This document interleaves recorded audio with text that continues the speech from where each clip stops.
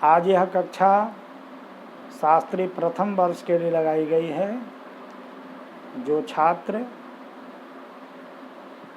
व्याकरण विषय न लेकर साहित्य आदि विषय लेकर शास्त्री प्रथम वर्ष में पढ़ रहे हैं, उनके लिए अनिवार्य प्रथम पत्र में संस्कृत व्याकरण है, जिसमें लघु सिद्धांत पाठ्य पुस्तक निर्धारित है। हम लोग उसी पुस्तक से संधि प्रकरण पढ़ रहे हैं। आज हम लोग विसर्ग संधि पाठ पढ़ेंगे, क्योंकि स्वर संधि यानी अच संधि और हल संधि पूर्व कक्षाओं में पढ़ चुके हैं। तो आज का सूत्र है विसर्जनीयस्य सह, अर्थात विसर्ग के स्थान में स आदेश हो जाता है। कब होता है? इसमें अनुवर्तन है खरी का। कहते हैं खरी, खर परे रहने पर, अर्थात खर प्रत्याहार का वर्ण अगर परे में हो तो विसर्ग के स्थान में दंत स हो जाएगा। अब खर प्रत्याहार में ख से लेकर र तक का वर्ण, जो हर वर्ग का प्रथम द्वितीय और तीनों सकार आता है। इस तरह से 13 वर्ण आते हैं। जैसे विष्णु जोरत्राता, विष्णु त्राता, यहाँ विसर्ग है, विष्णु का विसर्ग, उस विसर्ग के स्थान में दंत स हो जाएगा अगर खरे परे में हो तब। खर परे में देखें, त्राता का तो है, तो का खर प्रत्याहार में पाठ आता है, इसलिए विष्णु का जो विसर्ग है वह स में परिवर्तित हो गया, बन गया विष्णु स्त्राता। इसी क्रम में अगला सूत्र है, जिस पर विचार करते हुए कहते हैं, सूत्र कहता है वासरी। वासरी, सरी विसर्ग से विसर्गो वास्यात्। सर परे में हो तो विसर्ग के स्थान में विसर्ग ही रहता है, लेकिन विकल्प से। जैसे हरि ही जोर सेते, अब सेते का जो सकार है वह सर पर में है, सर प्रत्याहार में आता है। सर प्रत्याहार में केवल तीनों स आता है, ताल्व स, मूर्धन स, दंत स, याद रखना चाहिए। तो सर प्रत्याहार का वर्ण परे में आ गया, इसलिए विसर्ग के स्थान में विसर्ग ही रहेगा, लेकिन यह विकल्प से। विसर्ग नहीं भी रह सकता है।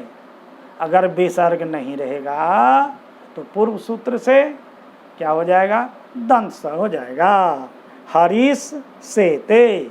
और फिर दंत स अगर हो गया तो स के स्थान में स्तोह चुना चु, दंत सकार का तालब सकार का योग है, इसलिए दंत सकार के स्थान में भी तालब सकार हो गया, तो इससे बन गया हरीश सेते। इस तरह से विसर्ग संधि का ये रहा है। अगला सूत्र है सजुषोरुह। कहता है पदान्तस्य सस्य सजुषश्च रुह स्यात्। पदांत सकार और सजुष शब्द के सकार के स्थान में रु आदेश हो जाता है। पदांत सकार, जहाँ कहीं भी पदांत सकार हो उस सकार के स्थान में रू हो जाएगा। और सजुष शब्द के सकार, सजुष शब्द में चूंकि मूर्धन से है, इसे अलग से कहना पड़ा है। तो इस तरह से पदांत सकार और सजुष के जो मूर्धन सकार है, पदांत सकार तो हमेशा दंत से मिलेगा, लेकिन यह सजुष का जो सजुष स्वयं मूर्धन सकार है ही है, तो मूर्धन सकार के स्थान में भी रू आदेश हो जाता है। चलिए, तो स के स्थान में रू हो जाएगा। आगे हम देखेंगे। कहा कि उदाहरण जैसा अब दीजिए उदाहरण क्या है, तो उदाहरण देते हैं, उदाहरण देते हुए कहते हैं कि यहाँ सीबोर्च्य, उदाहरण देते हैं सीबोर्च्य, कहते हैं सीवस जोर अर्च्य, सीवस जोर अर्चय। सीवस का जो स है पदांत है, क्योंकि पद तो बनाया जाता है सुप और तिंग ला करके, तो सुप शिव से लाया गया है, शिव सु हुआ है, उकार का लोप हुआ, शिवस बचा हुआ है, कि पदांत सकार हो गया। पदांत सकार के स के स्थान में क्या हो जाए, रू आदेश हो जाए, रू हो गया, ये पर में कुछ नहीं खुजता है, तो बन गया शिवरु अर्च्य, शिवरु अर्च्य बन गया। और रू का जो रू है उसका उपदेश विनाशित संज्ञा तसे लोप से लोप हो जाता है, तो शिव र अर्च्य बन गया। इसके बाद एक सूत्र है अतो रो रप्लूता दप्लूते, अतो रो रप्लूता दप्लूते, अतो रो अने अतो रो अने अप्लूत का यहाँ भी है, अप्लूत अत से परे, रू का जो अवयव र है उसके स्थान में उत हो जाए, अर्थात ऊ हो जाता है। कब शर्त देते हैं, अप्लूते, अप्लूत अत परे में हो तब,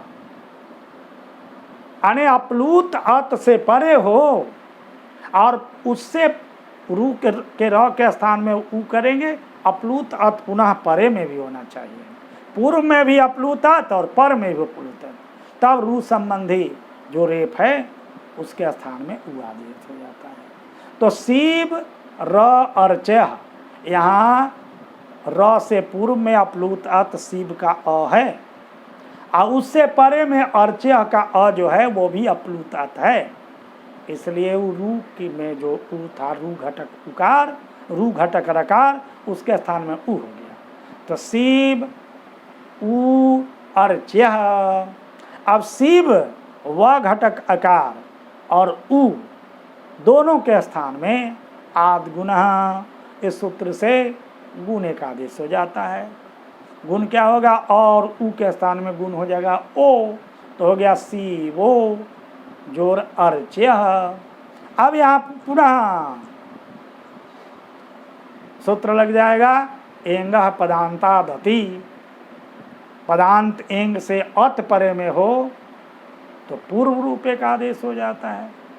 ताप्लूत क्या है, पदांत एंग है शिवो का ओ, उससे अप्लूत अत परे में है अर्च्य का अ, तो क्या हो जाए, वहाँ पूर्व रूप एक आदेश हो जाए, अर्थात ओ और अ मिलने के बाद में पूर्व का रूप अर्थात ओ का रूप हो जाए, तो शिवोर्च्य हो गया।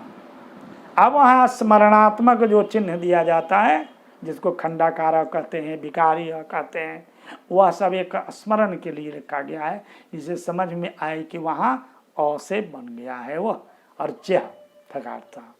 तो इस तरह से शिवो अर्च्य यह रूप बन करके सिद्ध होता है। अगला सूत्र विस्तार करते हुए कहते हैं, हसीच अप्लूत अत से रू संबंधी जो रेप है उसके स्थान में उत आदेश ऊ आदेश हो जाता है। हस परे में हो तब भी हस प्रत्याहार का वर्ण, हस प्रत्याहार में 20 वर्ण आते हैं।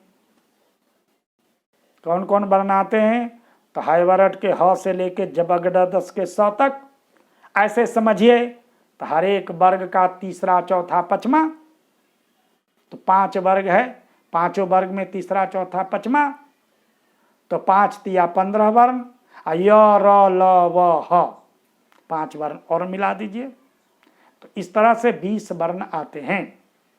तो कहा कि अप्लूत अत से परे रू संबंधी रेप के स्थान में ऊ हो जाता है हस परे रहने पर भी। तो हस परे में है, वहाँ उदाहरण देते हुए कहते हैं शिवो बंद्या, शिवस जोर बंद्या है, शिवस के सकार को रू कर दिया गया है, शिव रू बंद्या, रू में उकार लोप हो गया, शिव र बंद्या। अब अपलूत हो गया, अपलूत अत, शिव के ब का अ, उससे अपलूत अत से परे रू संबंधी रेप हो गया, उसके स्थान में उत होगा। अब हस परे में है कि नहीं, तो वंद्या का व जो है हस प्रत्याहार में है। हमने पहले ही कहा है कि हर एक वर्ग का तीसरा चौथा पचमा या य र ल व ह, तो ह है या व है यहाँ, तो यहाँ भी उत हो गया। तो क्या बन गया, शिव उ वंद्य, शिव फिर पुनः शिव के व घटक आकार और उ दोनों के स्थान में आद गुना से गुण हो जाएगा, तो शिवो वंद्य।